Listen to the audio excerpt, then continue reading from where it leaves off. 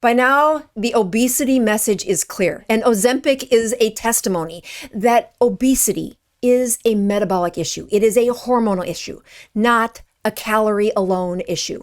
And the most reliable way to speed up your metabolism is to consume fat and use it for energy. So how do you do that? You can make the argument that eating a bunch of sugar would increase your metabolism, but you're going to gain weight. When you add fat, yes, you're adding energy, but you're also suppressing the production of insulin, so it is impossible to gain weight. Let's learn from this study where we were looking at healthy people, a body mass index of 24. They were in their 30s, so they weren't overly ill. And we fed them powdered carbs one day, powdered protein, and powdered fat, studying their insulin every 20 minutes for several hours. The carbs sent the insulin up the highest, protein was about half as much, but fat had the lowest production of insulin. Now, this gets a little more complicated when you realize most people that are trying to lose weight are not a BMI of 24. They're not so healthy.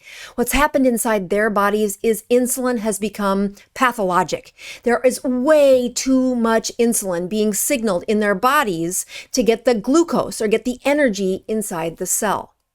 But guess what doesn't need insulin to get inside the cell?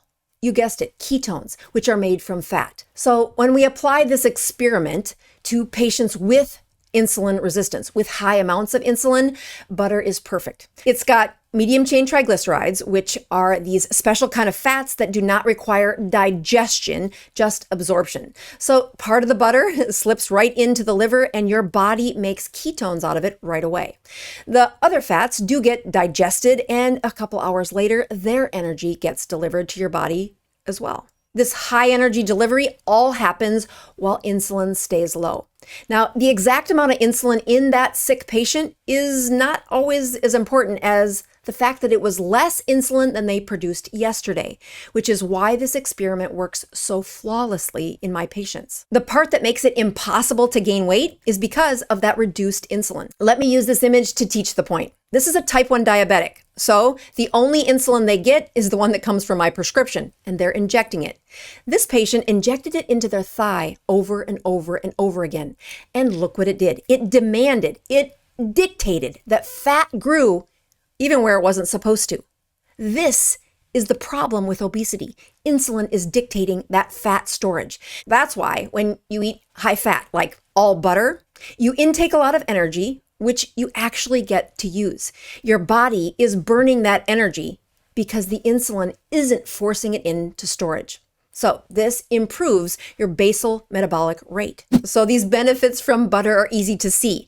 But why would you eat only butter instead of putting butter on a lot of other wonderful foods? As much as I love butter on all of my foods, when you eat only butter, the pleasure was actually coming from the other foods. The butter enhanced it, but you got a wonderful noise in your brain that said, oh, I love that. When you eat only butter, you decrease the noise from that pleasure center. And maybe, and just maybe, you've been using that pleasure center a little too much. By eating only butter, you get to feel satiety. And that signal was happening at the same time you were feeling pleasure anyway, but you could barely hear it when you were chasing the joy of those foods. It won't happen the first time you eat it. It will probably be difficult to feel it within 6 hours. But by the end of the day, when you do not want another bite of butter, you will know the signal of satiety. And many of my patients have not felt that in years. Butter isn't actually my favorite food to eat only for a day. Here's a much better option. Check this out.